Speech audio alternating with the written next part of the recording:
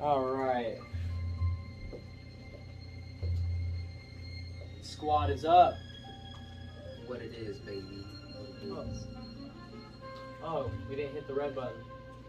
Are we audio recording now? So right now, now we're on top. Alright, guys. Is that quiet enough or too loud? No, that's perfect. That's perfect. This right here. Yeah, this is all gonna sound great. Man, what is up? The squad is up. It's late. It's good. It's late. Man, It is late tonight, but spiritual politics. Man, first ever First podcast. Bliss to be Yeah. here. I know, we really took some time to set this up. So, oh man, Better late than is that a never. little crack in the mic? I hope not. It's when I tilt this on. Well, I'll it try to back up a is. little bit. There we go. It is a blessing to be on tonight. We're up. We're hot. We're on live, man. We're up. All right, man. Got the So Questlord, Questlord, Stevie Quest, and Dario Trujillo here. and we are here to spread some love and speak to kind of open some perspective to the world, because I feel like the world that we live in, I feel like we're really called to do this. And me and my man here, we've been doing this we've been having these spiritual conversations for so many months and Years now. years, not even months. It's like millennia. Been through so many adventures together. It's like a whole Ram Leela.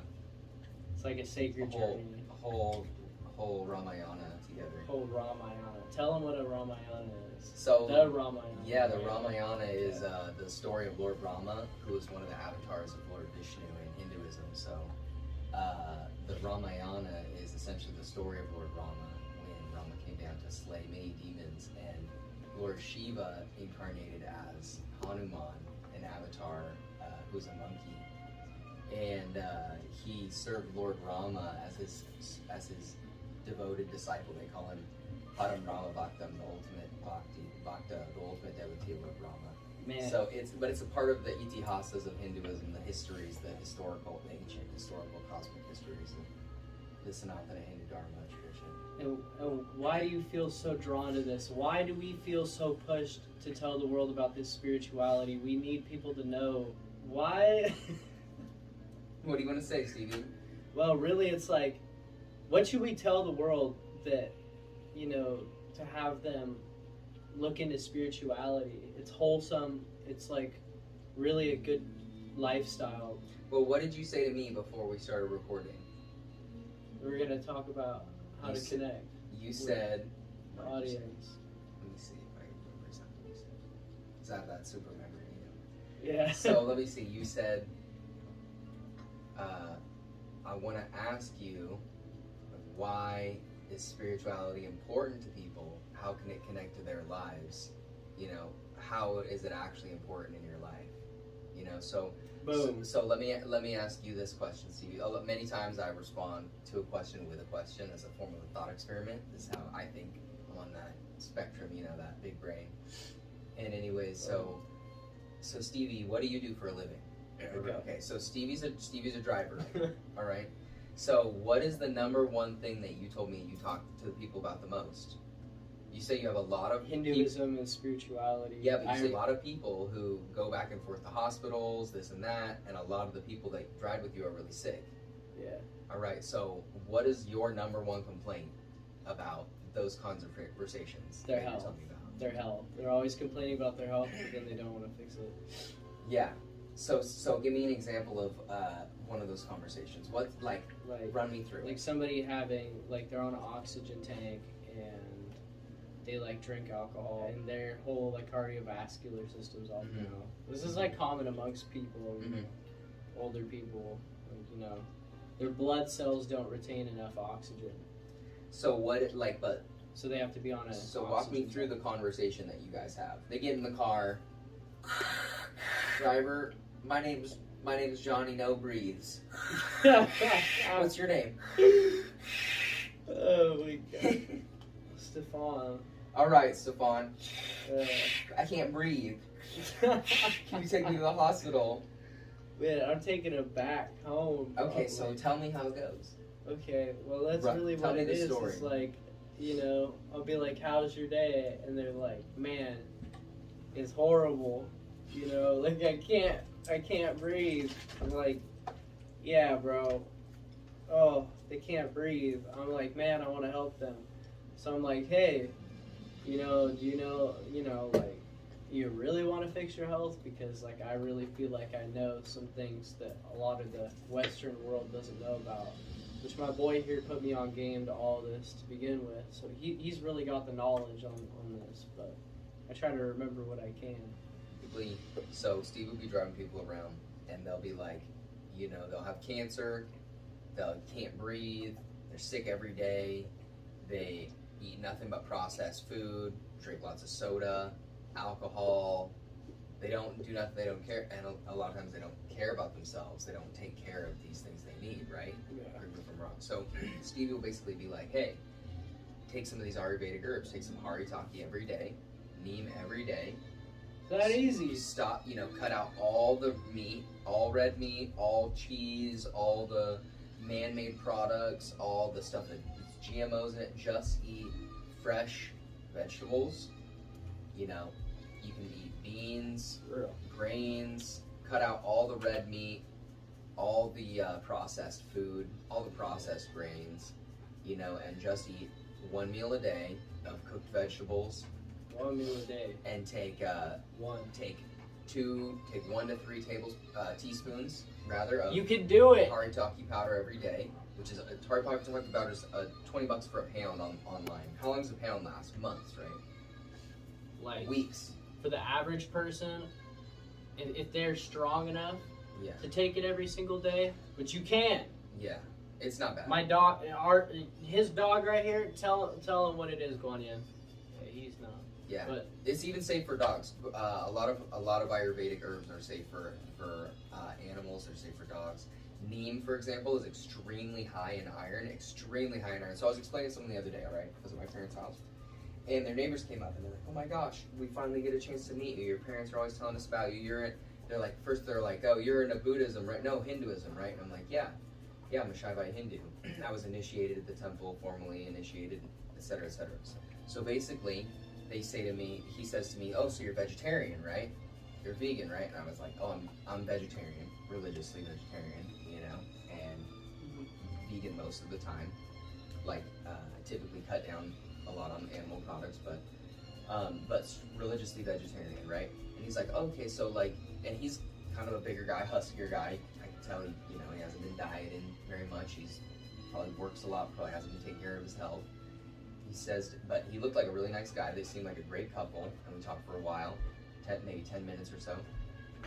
And he says to me, "Oh, how does that like feel on your body? How does it like affect your body being vegetarian, right?" And I said, and I knew exactly where he was going, so I said, "Okay, let me explain something. Like, we as Hindus, we don't really experience like the health problems that, you know, a lot of Western people, like so-called like Western vegetarians do when they become vegetarian, because we basically we have a totally different lifestyle than a lot of these Western vegetarians, right? We actually take these sacred herbs all the time, you know, and so because we have these aushadas and these health lifestyle practices and mucusless diet, healing system, and all this Ayurvedic knowledge, you know, like for example in Ayurveda, there's an ancient saying of Langamam Paramam Aushadam. So Langamam Paramam Aushadam means fasting is the ultimate alchemy medicine, right? Fasting is the ultimate aushada.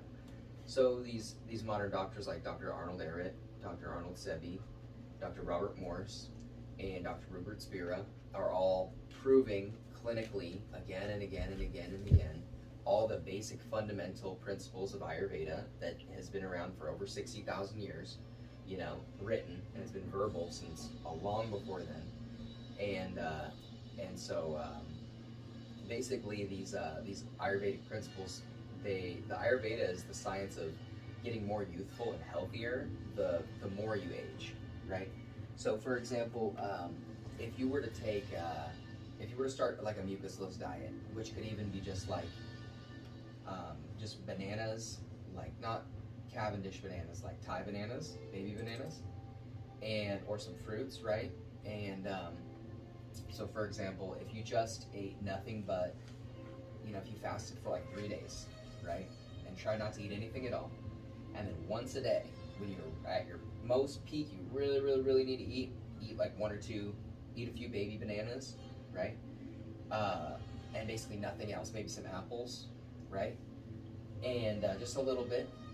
You do that for 2-3 days, and then on the 3rd day, go out and exercise, like go out, be physical, hike, do something that that requires you to be physical, and then go home, eat your regular bananas, eat some nuts, something like that. You will have a bowel movement. You will feel like, oh my gosh, I gotta go like right now. And the average person, when you have this bowel movement, you will pass out. All kinds of parasites, bacteria, mucus, mucoid plaque, all this stuff, even within a few days for the average person, because a lot of people are really backed up.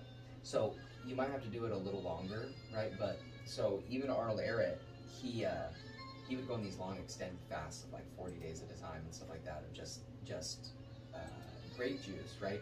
I'm not by any means recommending that whatsoever, but there are principles like in Ayurvedic that support these liquid diets, like these certain time period liquid diets. Like, for example, there's Nirahara Samyama, right, which is a 21-day liquid fast where you have basically juices, natural juices, herbal juices, adukumbal juice, neem juice, different herbal juices, fruit juices, vegetable juices, and you have break days. Every few days you have a break day.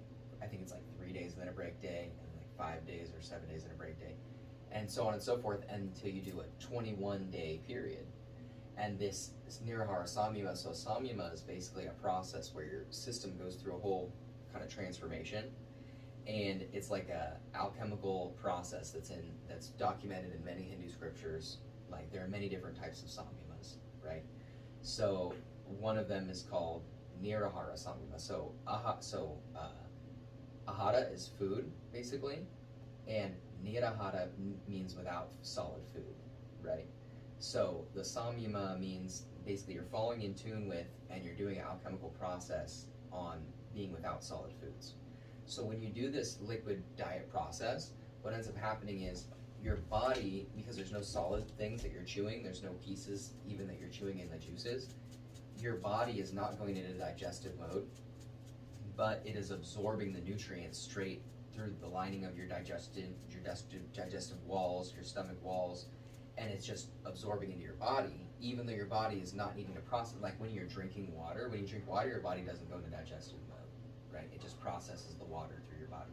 So when you're taking these liquids, it's naturally absorbing so many nutrients and minerals, and like we said, there's so much iron in neem. There's so many minerals and vitamins in moringa and goji berries and in berry juices, fruit juices, all kinds of that type of stuff. You juice that and you get it to where there's no solid particles at all. It's completely sieved. It's completely just liquid, and you're absorbing this. You're drinking this, so your body is basically learning how to absorb nutrients and minerals without going into digestive mode, and your DNA gets a superconscious breakthrough. So, for example, for me, every single year I do a 30-day fast, ritual fast, vratam. Stevie knows this. I've done it for 3 or 4 years now. I think we just finished the 3rd or 4th year. Yeah. When I was in high school, I was actually a practicing Muslim for 4 years, and I did Ramadan for every year for like 3 or 4 years, maybe longer. And Ramadan actually turns out Ramadan actually comes from this ancient Hindu fast that I actually do every year now, which is called Pachai Patani Vratam. So Pachai is like split pea, like mung bean, split pea, right? I think. And Patani is like it's a word for like a woman or a goddess, I believe. I could be wrong. I could be totally messing up and butchering this transliteration. But a vratam is similar to a samyama. A vratam is a religious process. Typically, they could be fasts or even being silent, like how I actually did it. Yeah, you were silent for a long time. I did a Mauna Vratam. It was called a Mauna Mauna Unmana. So Mauna means basically that you're speaking. You're not. There's no silence, or there's silence. There's no words. So a Mauna Vratam is basically when someone goes a certain period of time without speaking any words, right? People call it a silent retreat or a silent fast or a day of silence or a vow of silence, right? So in Hinduism it's called a Mauna Vratam. So I did one called Swaraja Shakti Samadhi Samyama, right? So, but anyways, so these different processes, Vratams, Samyamas, all these are extremely powerful to transform our consciousness. Is your inner space as well. Exactly. So for example, going on a Mauna Vratam, you're not speaking any words, so you're entering into the space where there's visualization but no verbalization. So your brain, your thought currents, your neural pathways actually start activating all these higher centers. So one of the sides of your brain, part of your brain is associated with language and writing, reading, writing, all this stuff.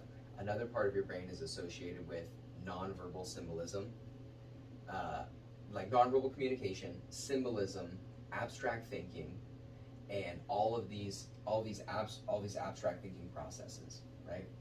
So when you enter a Mauna Vratam and you start meditating, you're basically meditating all the time when you're in a Mauna Vratam because your whole inner space is just within you. If you want to communicate with anyone else, you have to write, and just like that, write and show, write and show.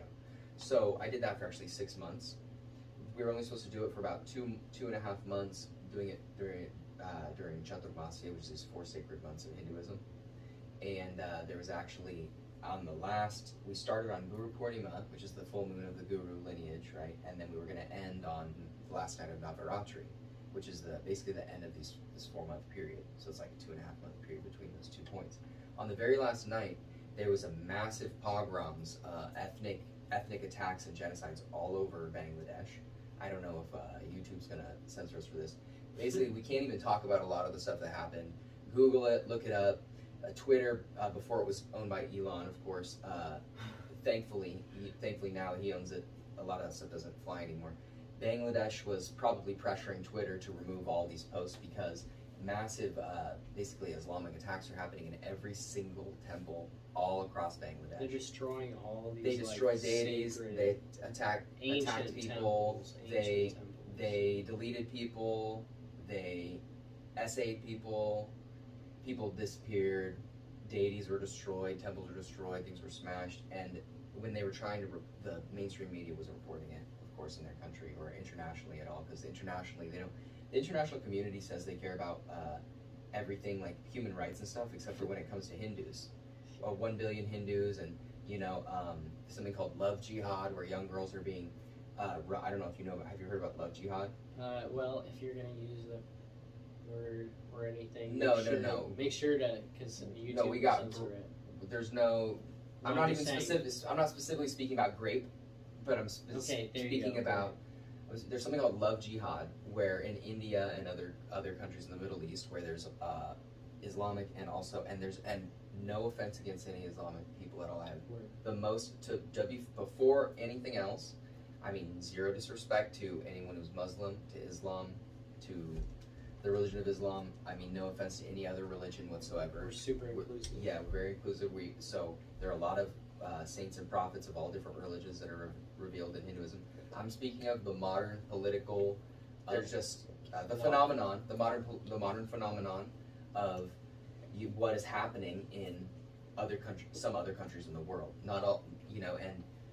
So, but specifically what's happening in India right now is there's something called love jihad. There's a movie actually called The Kerala Story, which is about it. Go and watch that. The Kerala Story, I believe it's about these 3 young girls who are convinced, they meet these young, nice boys.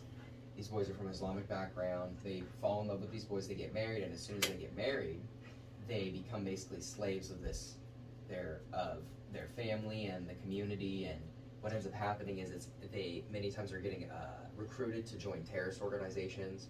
They're losing their rights. They're getting deleted, things like that. P-aid, and so forth. So it's really unfortunate. And if you look at the stats, it's thousands and thousands and thousands of Indian girls every single year. Not only that, there's many other groups that are also trying to attack and delete the ethnic and religious minorities that make up the 1 billion Hindus around the world. That's why they say that Hindus are the most majority religion besides Christians or whatever, but actually Hindus are not organized. They're made up of 10,000 different minority traditions actually. And because of that, there's not a lot of organization between all those different traditions, unfortunately, which is something that we're trying to remedy in the modern day. But basically, the reason that all these things are relevant to us nowadays is because we are living so much healthier now that have changed our lifestyle processes. You know, these religious rituals and spiritual practices that we do every day, lifestyles and these powerful cognitions, they literally transform our lives, right? And specifically, I think that right now in the West and in America, we have so many cultural problems right now. We have like a 50% divorce rate, 70 to 90% initiated by the wife, right? We have something like 30%, I think it's 30 to 40% of boys are growing up in a single parent or single mother household. Raised by 30 to 40% of boys being raised by women, and then we also have the highest statistics ever of basically of crime, right? We have all these issues going on right now, and the number one determining factor for all of them is 70% of people who are deleting themselves, people who are houseless, let's say, people who are in prisons, people who are on, hugs, on the street, addicted to hugs. All these people are, 70% of them are from single mother households, unfortunately. And if we look back into the 70s, the government started doing these incentivized programs where they wanted to break up the family unit. And so really what I think they're trying to do is all these things are connected. They're trying to take away our religion. They're trying to take away everyone's religion. They're trying to make us a secular atheist country. I'd much rather America be a Christian country or a Muslim country or a Jewish country or a Sikh country than an atheist country or a Buddhist country. Any kind of religion. All religions should be welcome and invited. All life positive. Atheism is the most life negative religion. All life positive religion should be invited in. And I think we've all been atheists at one point or another in life. Stevie asked me the other day, why are you so devoted to God? Why are you so devoted in your religion? And I said, well, for me it's actually been a journey. It's been a relationship where I will pray, I will seek, I will have a breakthrough, and then God will respond. Something will happen in my life. I'll learn more knowledge. So I just never stopped seeking more knowledge and seeking to have that enlightenment and to have that experience of oneness with the divine, right? No matter what else was going on in my life. And Stephen and I have both been through a lot of things in our lives. And but yeah, another thing is Hindus are the richest ethnic minority in any country they settle. And even not even just born Hindus, even practicing Hindus are the richest. They're not just the richest minority, but they emigrate more than any other minority, right? And the really big thing is that like really Hinduism has like the most complete. It's like a guidebook to life, man. You could just open the Guru's book, and you'll just open to a page that just totally correlates to your life. It's like whatever you're seeking or whatever you're looking for, like the Hindu have it, like diet, lifestyle, perception of life, how to like manifest your life, because so many people like have like no faith in anything, and they believe in something else that's going to save them instead of themselves, so they don't believe that they can manifest, they don't believe that they can do anything. And in Hinduism, you're not a slave, you're not a sinner. Yeah. You are in oneness with the absolute.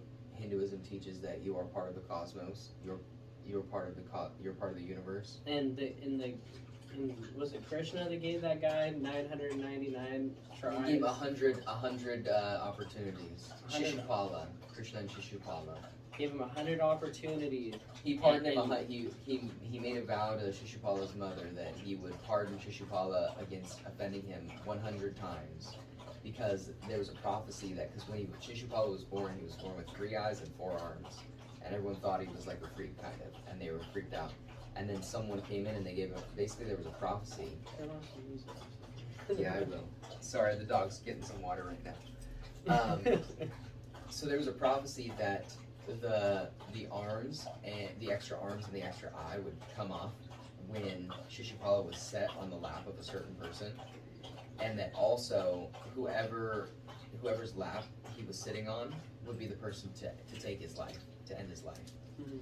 So Krishna is an avatar. He's divine and he's auspicious. Everyone loves him.